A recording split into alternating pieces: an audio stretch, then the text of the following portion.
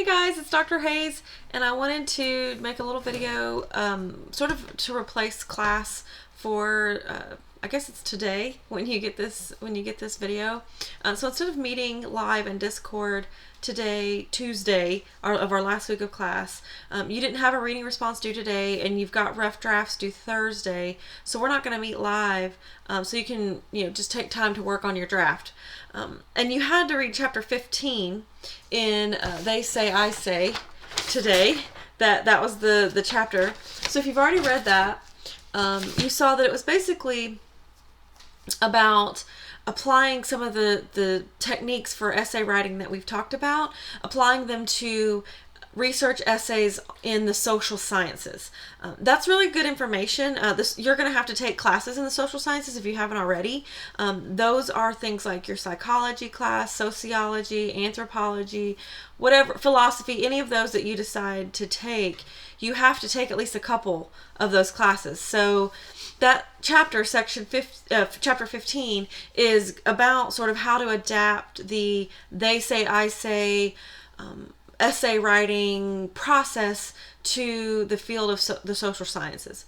I'll just tell you the main difference, the main addition is the literature review section, which we talked a little bit about when I was talking about literary analysis and writing the specific kind of essay that adapts the They Say, I Say concepts to a literary analysis, where you have the critical review at the beginning, where you kind of establish who has been talking about this essay, this topic, this work, book, movie, whatever it is, who's been talking about it already and whatever they've been saying.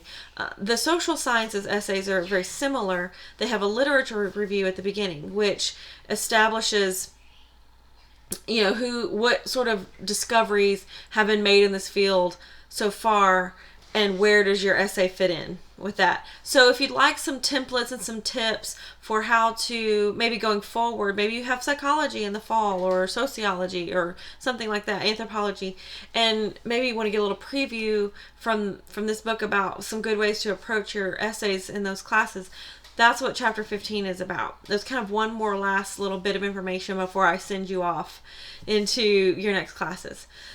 But the main subject of this video is something that we haven't covered yet, and I can't believe I haven't covered it yet. And I blame that this is a new book in this semester, and I usually do this lecture at some point in English 102. But this is my first time using this book, and I rearranged my whole syllabus before the semester started, and then halfway through we haven't been in class. So I've just this lecture has slipped through the cracks. So I decided for this last video, this last meeting for our last week, better late than never, I guess. So we're going to talk about something that you might have even heard of. You might, very likely, might have gone over it in English 101. But every semester I ask the class, my students, do you guys know about this?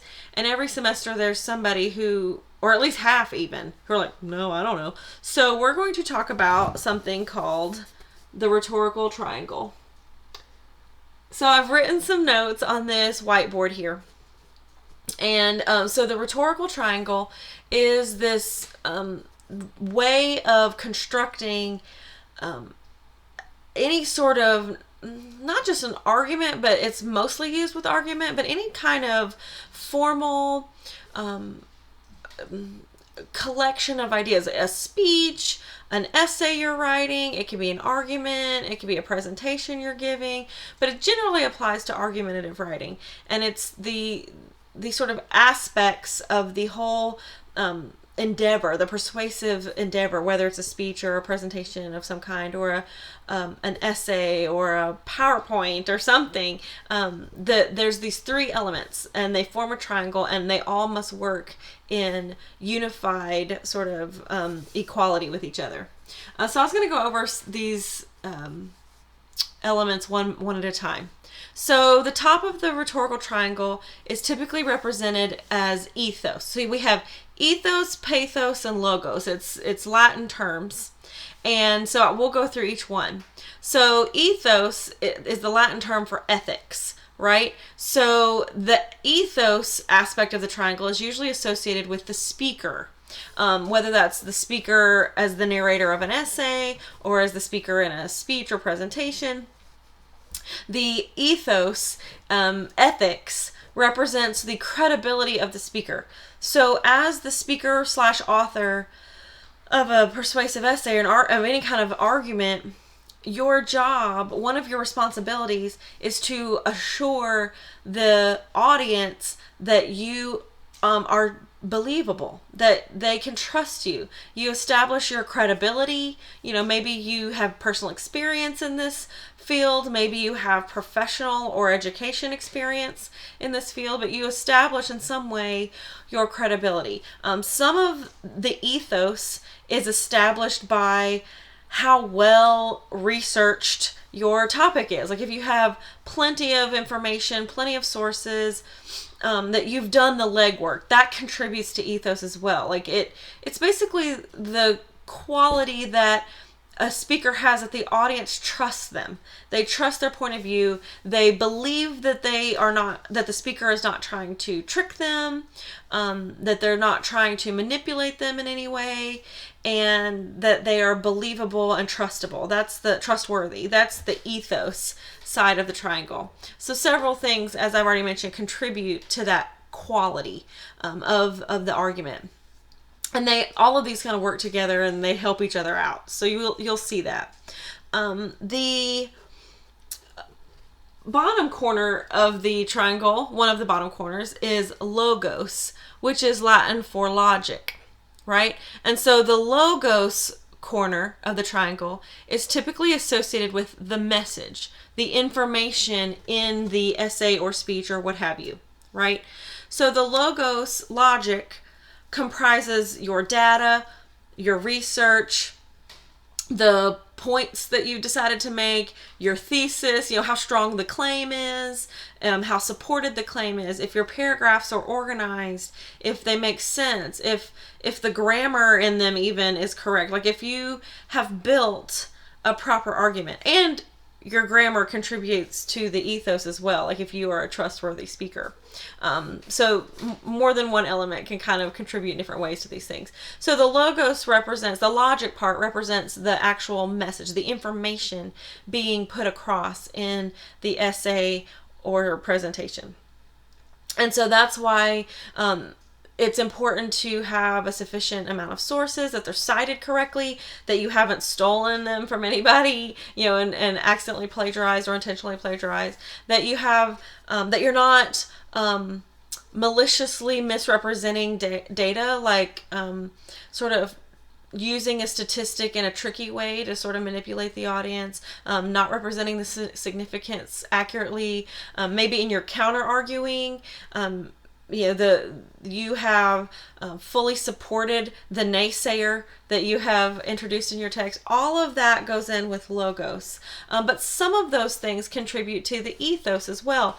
Like if you use logical fallacies, if you plagiarize, if you misrepresent the other side in the counter-arguing part, if you're not very generous and accurate when you represent the naysayer in your counter-arguing, that's bad for the ethos, your credibility as a speaker. So as you can see, all of these things, they have more than one function.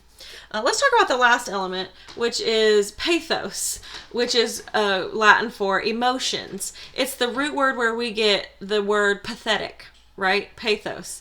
Pathetic used to just mean having an overabundance of emotions. Now it has a negative connotation to mean, embarrassingly emotional, right? It has a more embarrassing connotation. But the root word of pathetic just is emotion, right? Emotions. And so the pathos is associated with the audience or whoever's reading or listening to or hearing the speech.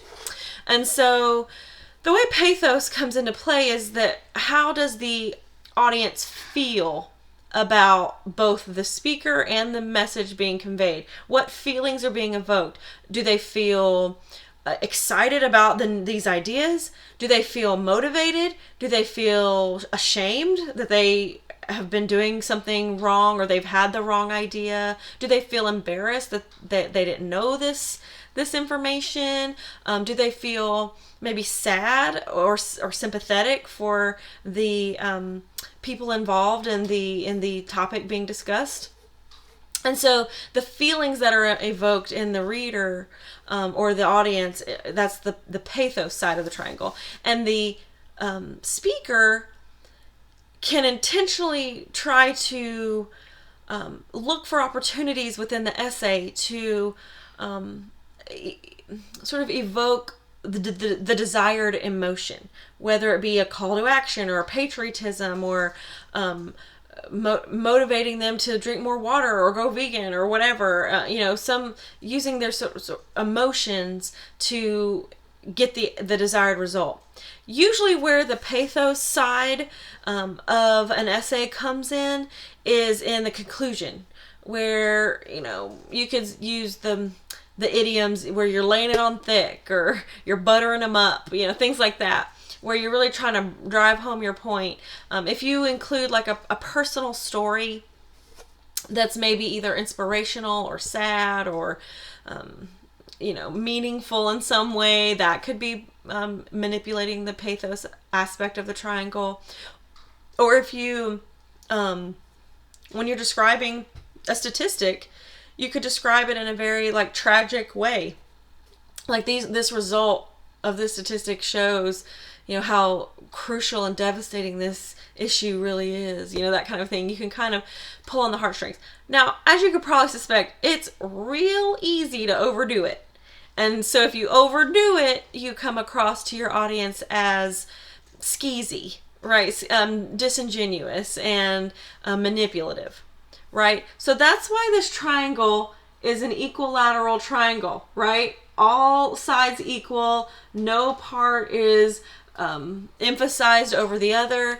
They all must work together. If you rely too much on your ethos, the audience will see right through that you don't have any logos, and they will feel skeptical, right? If you have mostly pathos, where you're relying on the audience's emotions to carry them through, then they will notice that you don't have enough logos, and they will get skeptical, and you'll have the desired effect. If you rely only on logos, and it's just facts, the audience might believe in your credibility, your ethos, but they will have no emotions connected to that data if you don't provide the emotions. So all of these elements must work together in equal proportion to sort of be successful.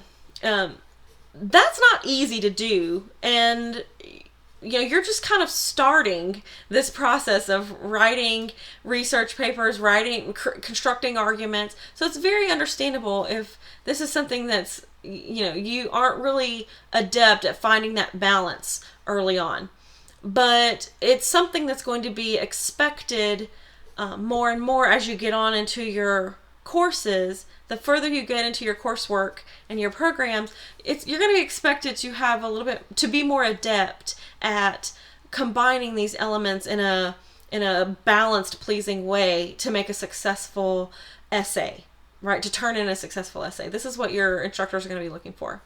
So I hate that I hadn't gone over this yet, but better late than never. It's important to know. And if it's a repeat from something that you covered in 101, well, it was a review. It's not going to hurt you to hear it again.